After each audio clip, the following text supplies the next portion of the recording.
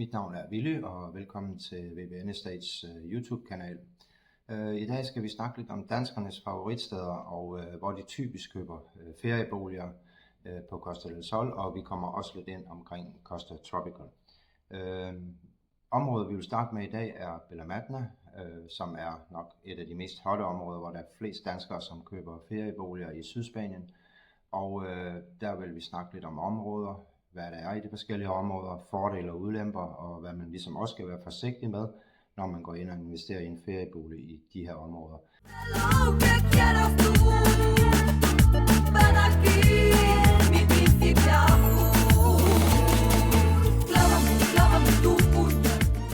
Så skulle vi lige starte lidt omkring El Higuerón. El Higuerón er et område, som er blevet udbygget siden 1992, og i 92 startede man med udbygningen, og de første byggerier derinde var nok ikke så spændende og ikke så høj kvalitet. Og så kommer vi frem til 1998, hvor Javier Rodriguez rigtig kommer med ind i projektet. Han er arkitekt og har studeret i USA, og havde hans koncept med fra USA tilbage til Spanien, og begyndte at udbygge El Higuerón. El Higuerón består af flere områder. Man kan sige, den gamle del, der går ned, hvor man kommer ind, kommer man ned forbi Hilton Hotellet og den vej ned til stranden. Hvis man så går over på bagsiden af Hilton Hotellet, vil man så finde det, der hedder El Higuerón Vest. Der er alt inden fra toværelseslejligheder til store lækre penthouse-lejligheder, rækkehus og villaer. Man skal dog lige være lidt opmærksom, fordi at det er et sted, hvor der bliver bygget en hel del, så man skal være indstillet på at have en del byggeri omkring sig i en længere periode, specielt over i den nye afdeling af Higuerón Vest og den vej ned. Man skal også være opmærksom på, når man køber, at hvad der er foran. Godt nok er det en meget hældende grund, men du skal altid kunne forestille dig, at der kan komme cirka en 4-etages bygning foran dig, og være sikker på, hvis du køber på grund af udsigt, at det ikke kan komme op og berøre dig. Hvis du ser en bakketop eller en bjergtop længere foran dig, kan du være rimelig sikker på, at der måske bliver bygget, så der skal man lige være lidt opmærksom. Men El Higuerón har jo Hilton Hotellet, hvor der er et meget spændende hotel, hvor du har rooftop pool og forskellige ting. Plus du har cirka 400 kunstværker på hotellet, hvad man kan nævne blandt andet en gammel Rolls Royce, mener jeg det er, som har tilhørt Alfred Hitchcock. Der er mange andre spændende, specielt fra spanske designer og kunstnere på hotellet, som man finder en ret spændende og lige at gå en tur derinde. Så har man det, der hedder sports- og spa-faciliteter, indendørs pool, udendørs pool, alt hvad hjertet kan begære af form for sport. Paddle er en stor udbredelse på El Higuerón. Generelt, de har mange paddlebaner, og der spillede landsdækkende turneringer der. Hvad man også skal være opmærksom på, det er, at der er en stejl nedkørsel, eller stigning kommer lidt an på, hvad vej man kommer fra. Så der er lidt hårdt at komme specielt op til urbanisationen ned fra kysten. El Higuerón er også i 2023-24 begyndt at udvide sit koncept nede ved stranden Frontline Beach, og der er blevet lavet en beach club, der er en restaurant og forskellige ting, som Rodriguez er i gang med at udvikle og har købt, og der allerede er rimelig mange spændende ting, som foregår via El Higuerón på det område. Der hvor man også skal tænke på, det er, at El Higuerón er bekommet et brand, og det vil sige, at man begynder, specielt fra nogle malere og ejendomsmalere, begynder at kalde andre områder El Higuerón. Man kan godt sige, at noget af det kan man forsvare, men ikke alt. For eksempel, når man kører fra vores afkørsel 1008, hvor man kommer op og ud af El Higuerón og ind under broen og op mod den gamle vej op mod Mijas Pueblo, kommer man op til et område, som er ved at blive bebygget i øjeblikket af El Higuerón. Og der vil man så sige, det kalder man så også Eligeron nu. Det hedder egentlig Buenavista, men er blevet markedsført som Eligeron. Der er ikke noget forkert i det, men man skal lige være lidt opmærksom på, hvis markedet går i stå, eller der kommer prisfald, så vil det være et af de områder, som bliver berørt først, fordi man er på den modsatte side af motorvejen. Eligeron er utrolig populær blandt danskere. Der er rigtig mange danskere, men generelt så mener jeg, at der er cirka 40 nationaliteter, som har købt forskellige nationaliteter, som har købt i Eligeron. Og derfor er det sådan et meget internationalt miljø. Men er det et fedt sted, men vær opmærksom på, der foregår meget byggeri, og man kan sige, tænk på din udsigt. Forestil dig 4 etages bolig foran. Hvis grunden ikke hælder nok, og der er stigninger foran, så vær forsigtig med dit køb i Eligeron.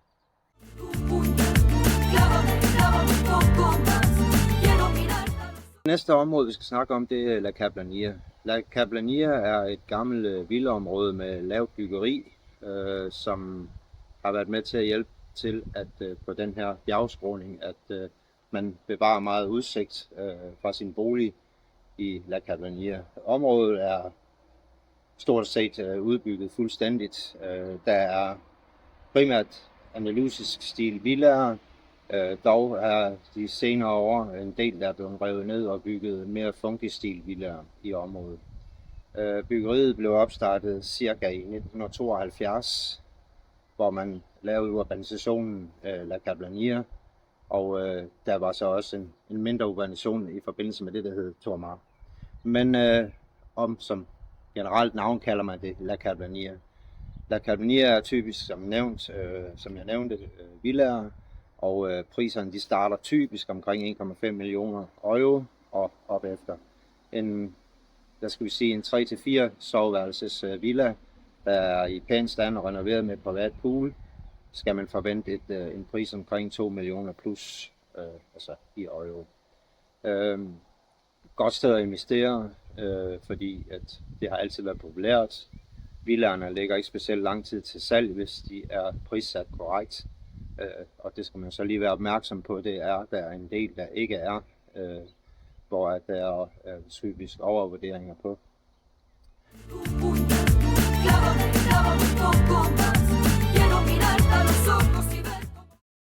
Ja, nu skal vi så lige bevæge os over mod Retsamar. Retsamar ligger cirka 1 kilometer længere hen ad vejen ind mod den gamle Pueblo, eller Matna Pueblo. Og Retsamar begyndte sin udbygning i omkring 93-94, hvor at der blev bygget nogle typiske spanske villaer lidt nede ad bjergsiden. Det var opstarten på Retsamar. Retsamar er meget kendt for Buddha-templet Stupa, som ligger helt oppe på toppen, og man har en platform, hvor man kan gå ud og stå og nyde udsigten ud over kysten. I det område har man også sommerfuglehuset og nogle sportsfaciliteter. Selve Retsamar blev egentlig sådan rimelig populær og begyndte at blive mere kendt i omkring 2004-5, 6 stykker. Og det var sådan set på grund af en dansk bygherre, som byggede noget, der hedder Retsamar Santa Mathilde, som består af 22 villaer fordelt over 3 faser. Det er flot stil, det blev bygget i med noget andalusisk stil, med moderne skandinavisk indretning og sådan ting. Så det spillede godt og har været med til at løfte området. Og i forbindelse med det igennem de senere år er der blevet bygget en hel del moderne villaer. Hvad man skal være opmærksom på nu i villaområdet i Retsamar, det er, at de grunde, som er ledige nu, er mere flad ud. Området flader mere ud, og derfor skal man lige være opmærksom på, at man kan miste sin udsigt, hvis man ikke er opmærksom på det. Der er nogle områder derinde, som man kan sige er lagt ud til park og legeplads og sådan ting. Men man skal lige være sikker på, at den grund, man lige kigger på, eller det hus, man lige kigger på, hvor der ikke er bygget foran, det hører ind under den park, ellers så vil man miste sin udsigt i fremtiden. I Retsamar er der så også oppe i toppen, er der så blevet bygget et lejlighedskompleks, som hedder Stupa Hills, Og det generer ikke villaudsigten, for det ligger bag os helt op mod alle de supermarkeder. Så det generer ikke de villaer, som var bygget. Stuba Hills er et kompleks med rigtig mange lækre faciliteter, infinity pool og heated pool, gym, yogaområder osv. Så meget, meget attraktive lejligheder. Vi har faktisk en penthouse til salg derinde i øjeblikket, en hjørneenhed, som man må sige er en af de bedste i komplekset, fordi den har en anden planløsning, hvor man har separat stue, hvor de andre penthouses typisk både har stue, køkken og køkkenalrum ude i et. Her har man så en ekstra stue i forbindelse med det. Men den kan jo lige tjekke ind på vores hjemmeside.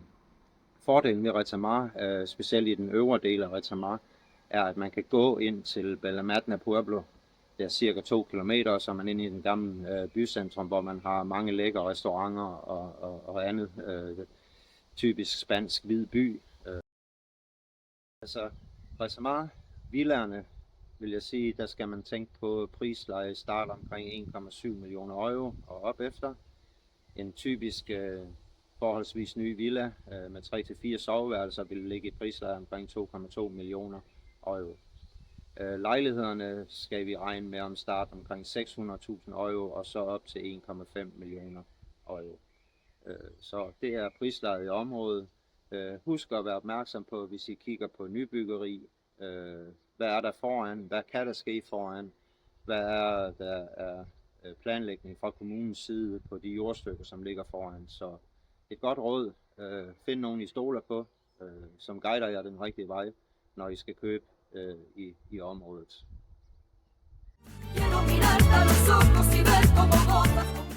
Det næste sted, det er La Perla. Nu er vi kommet ind til selve Belamatna Pueblo. Når man kommer ind i centrum her, så deler vejen sig en ensrettet vej lige ud, og man kan holde med ned til højre. Hvis man holder med ned til højre, kommer man også forbi sådan et lille slot, som er meget specielt. Det er en spanier, som har bygget på det hele hans liv, og han siger, det er et mindesmærke, eller han sagde, det er et mindesmærke for Columbus. Det er i hvert fald det, han påstår. Det er blevet en turistattraktion og spændende at besøge. Når man cirka kommer 2 kilometer længere ned, så kommer man ned til en nyere urbanisation, som er en del af La Perla. Det er en double-gated urbanisation med udelukkende villaer. Jeg vil dog sige, at det der er tilbage, der kan købes ind i La Perla, er nok ikke det mest interessante, hvis man leder efter udsigt. Så skal man i hvert fald gå efter noget gensalg. For de byggegrunde, der er tilbage, og det nye byggeri, som foregår i øjeblikket, vil udsigten, hvis der er havudsigt, så vil det være op for første salg og ikke ned for sit poolområde. Hvis man fortsætter længere nedad, kommer man over jernbanebroen, og så kommer den gamle del af La Perla, som ligger meget, meget tæt på kysten. Der snakker vi kun om 300-400 meter ned til vandet. Der er der selvfølgelig mulighed for at finde nogle gensalgsvillaer i området. Prismæssigt, ja, vi ligger i cirka 2 millioner euro plus. Hernede ved kysten, der hænger det lidt sammen med det, der hedder Tocabrada. Og her har I en masse beachbar og restauranter langs med stranden, som er ret lækre at besøge. Der er ikke så meget andet at sige om La Perla, hvad der eksisterer i øjeblikket i hvert fald. Ja, man kan være heldig at finde en gensalgsbolig derinde, som er interessant, men nybyggeri er der ikke så meget af, som giver den fri havudsigt.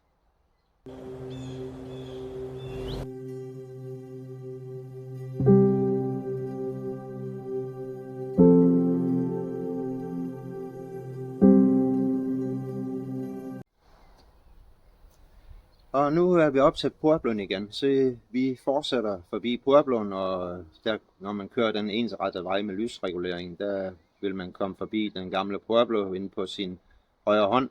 Og der har for eksempel også nogle restauranter og et hotel, som er dansk ejet derinde, La Fonda, som har en fantastisk restaurant, lækker mad til meget acceptable priser, så det er værd at tjekke den ud.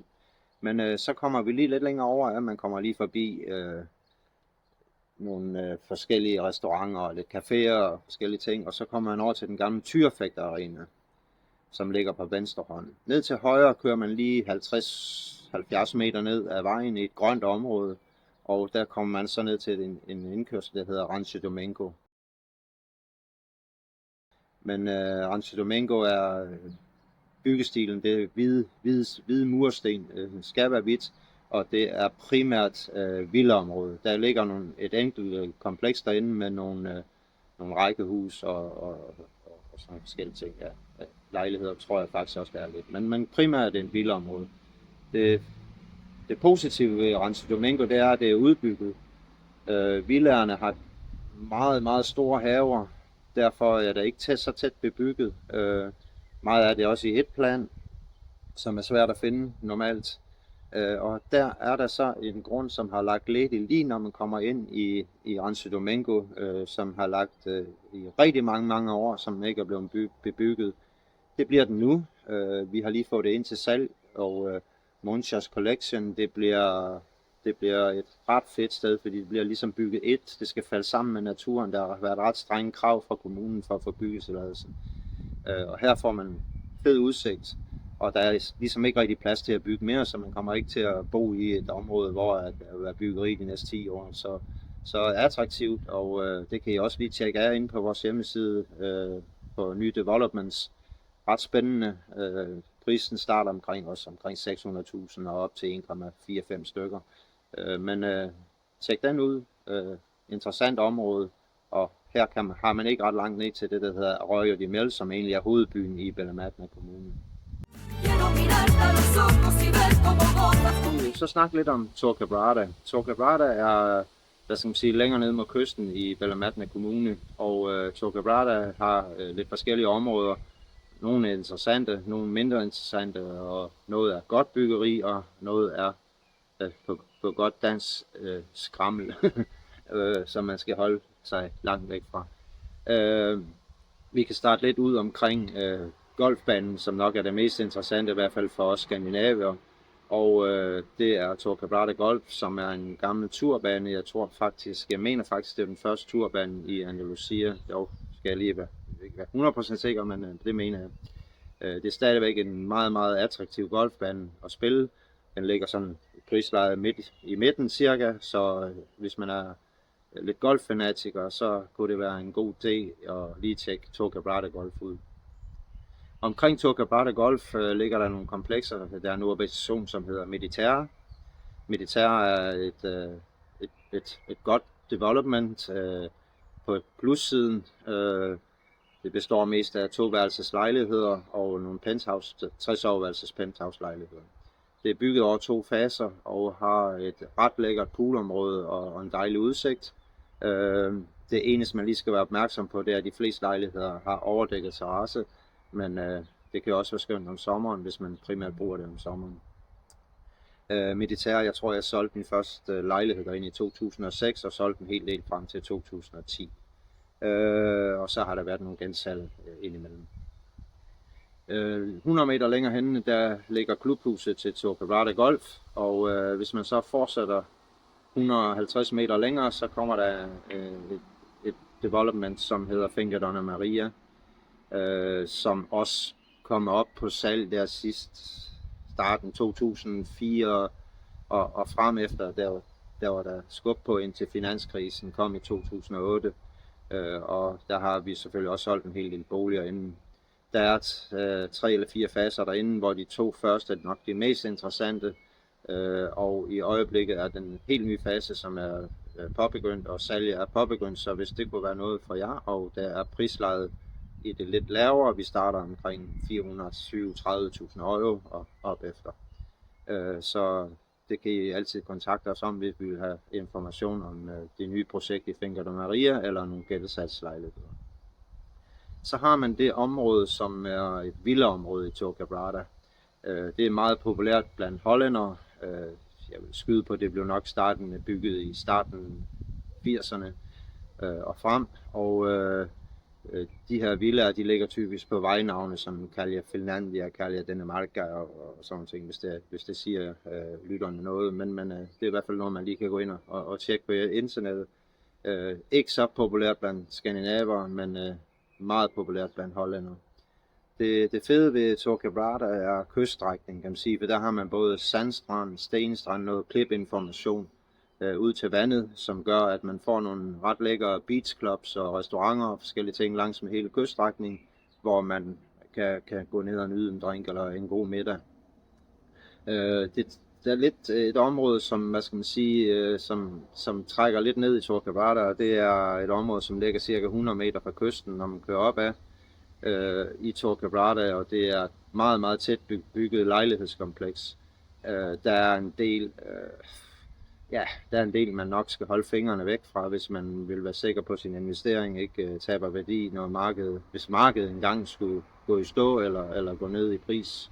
Så kan det nok være et af de mere farlige steder at købe. Men det var sådan lidt om Tor Quebrada. Der er selvfølgelig mange andre ting, og I er selvfølgelig velkommen til at kontakte os for at få mere information om alle områderne. Så vil jeg gerne takke af for Bella Matna-præsentationen, og håber I følger med i den næste udsendelse, hvor vi kommer til at snakke om Fungirola.